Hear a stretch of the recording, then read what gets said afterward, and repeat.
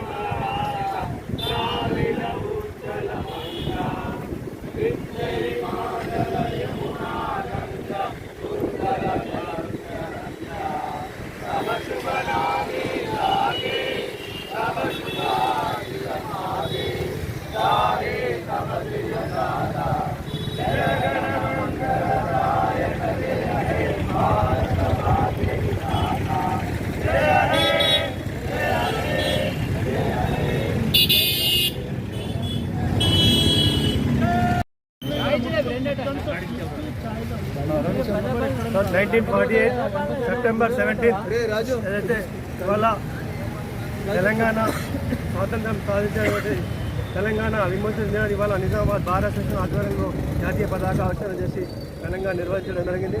ముఖ్యంగా ఈ తెలంగాణ ప్రాంతము దేశవ్యాప్తంగా 1947లో స్వతంత్రం సిద్ధించినప్పటికీ ఈ తెలంగాణ ప్రాంతం 1948 సెప్టెంబర్ వరకు కూడా ఏదైతే నైజాం నిరంకుశ పాలన జరిగింది.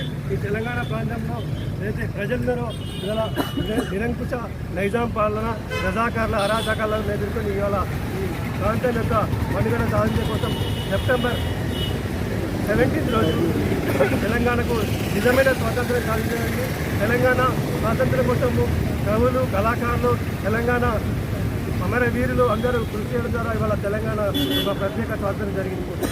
బాధాకర విషయం, తెలంగాణ ప్రత్యేక రాష్ట్రంగా అవతరించినప్పటికీ అధికారికంగా తెలంగాణ విమోచన దినాన్ని జరపడం ఇప్పటికైనా రాష్ట్ర ప్రభుత్వం అధికారికంగా తెలంగాణ విమోచన దినాన్ని జరపవలసిందిగా మేము డిమాండ్ చేస్తా ఉన్నాం.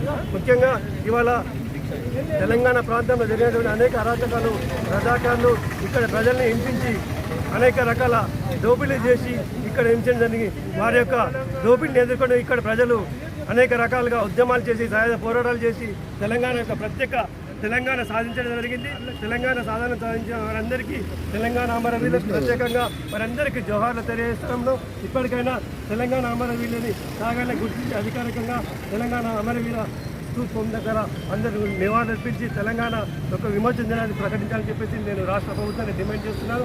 ఏదైతే సర్దార్ వల్లభాయ్ పటేల్ ఈ రాష్ట్రాన్ని భారతంలో విలీనం చేయడం కోసం పోలీస్ యాక్షన్ ద్వారా ఇవాళ తెలంగాణ ప్రాంతాన్ని విలీనం చేయడం జరిగింది. ఆ రోజుని మనం అందరం ఇవాళ ఆయన యొక్క సేవలు ఆయన యొక్క త్యాగాలు ఆయన యొక్క ధైర్య సాహసాలు మనం అందరం కూడా గుర్తించుకోవాల్సిందిగా వారి యొక్క స్ఫూర్తిదాయకంగా మనమందరం కూడా ఈ ప్రాంత అభివృద్ధి మీద పాటుపడాలని చెప్పి విజ్ఞప్తి చేస్తాం.